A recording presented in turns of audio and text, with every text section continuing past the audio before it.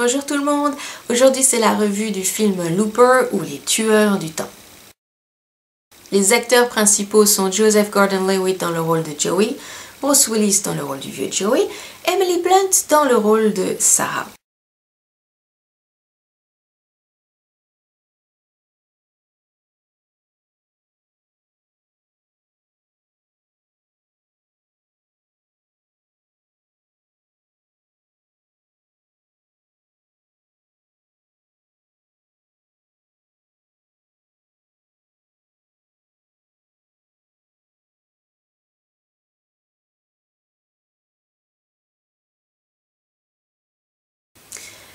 Si vous avez regardé le film sans réfléchir, analyser, vous questionner sur la moindre petite chose qui aurait pu vous laisser pantois, dubitatif, vous êtes sauvé, il n'y a aucun problème. Si par contre vous êtes comme moi et que une malheureuse petite scène perturbante à souhait vous pose problème parce que vous essayez de la comprendre et que vous n'y arrivez pas, vous êtes dans un tel pétrin, vous n'avez pas la moindre idée. Parce que essayez de comprendre cette scène, vous allez vous rendre compte rapidement que vous êtes en train de démonter l'histoire de A à Z, alors que ça n'était absolument pas le but, c'était juste essayer de comprendre une scène.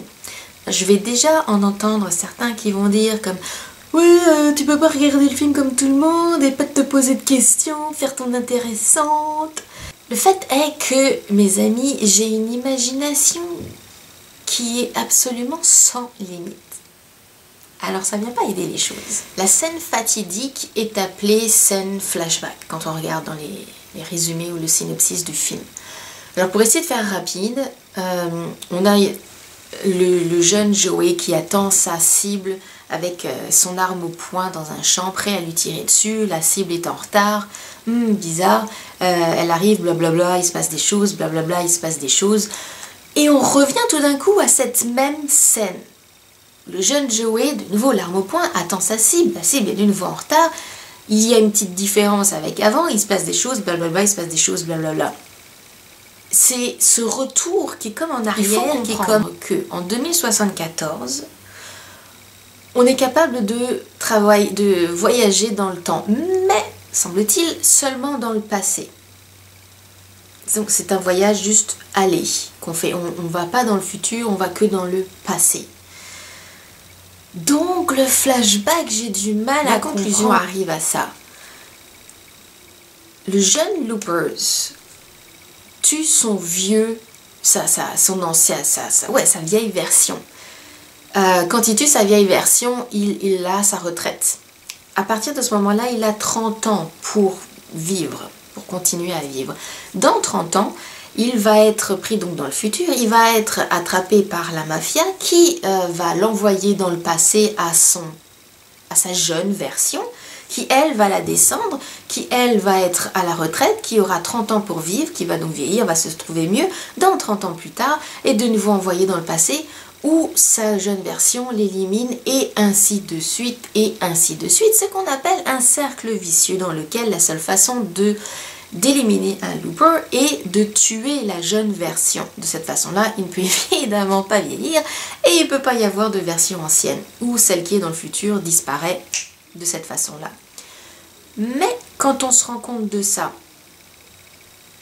on se demande si, en tout cas dans l'histoire, on est coincé juste sur une période entre 2044, où il y a le jeune Joey, et 2074, où il y a le vieux Joey, puisque on fait comme un cercle.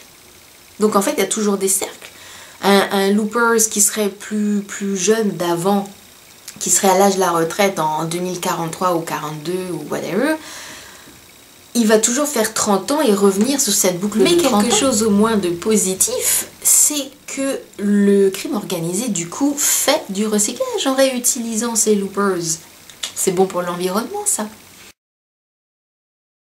Joseph Gordon-Levitt campe pas mal à la perfection, je dirais, son personnage de jeune Bruce Willis. Évidemment, pour que son visage et sa tête, la forme, ressemblent à celle de Bruce Willis, il a eu des prothèses.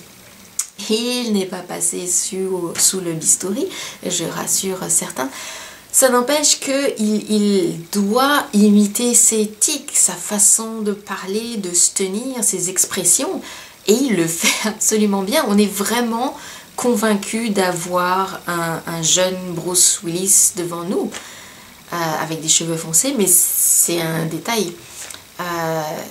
C'est vraiment parfait de ce côté-là. Et si on regarde un petit peu dans le détail, si on suit la carrière de Joseph Gordon-Levitt, on se rend compte qu'il prend en maturité davantage dans chaque rôle qu'il interprète.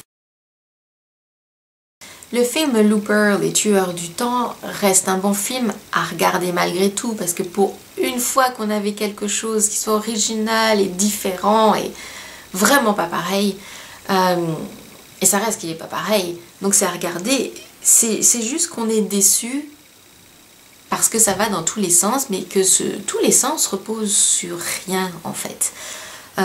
Maintenant, c'est possible que je sois dans un brouillard complet, mais alors complet, puis que j'ai rien compris, puis que je suis partie dans des directions qui n'ont pas à être et à exister. 1000 excuses si c'est le cas. Personne n'est parfait. Mais je suis sûre que j'ai raison. Si vous voulez l'apprécier entièrement et le regarder, il va falloir déconnecter le cerveau. Alors si vous êtes capable de le faire, c'est-à-dire que le rétine, pupille, regarde, voit juste l'image, mais information pas transmise cerveau, vous êtes bon. Si vous commencez à être comme moi, pas capable de déconnecter le cerveau et que vous commencez à réfléchir parce que bêtement vous voulez essayer de comprendre ce que vous regardez, vous êtes dans la merde totale. Merci pour avoir regardé cette revue des plus honnêtes. De dire que vous l'aimez, de la partager avec tout le monde. Je pense que cette fois-ci, ça va être très utile de laisser des commentaires. Si quelqu'un a compris cette fameuse scène du flashback ou est capable de m'éclairer, de remettre de la lumière dans ma lanterne qui est possiblement dans le noir total, n'hésitez pas. C'est comme ça qu'on grandit et qu'on s'améliore. En attendant la prochaine revue, merci pour avoir regardé et passez un très bon moment.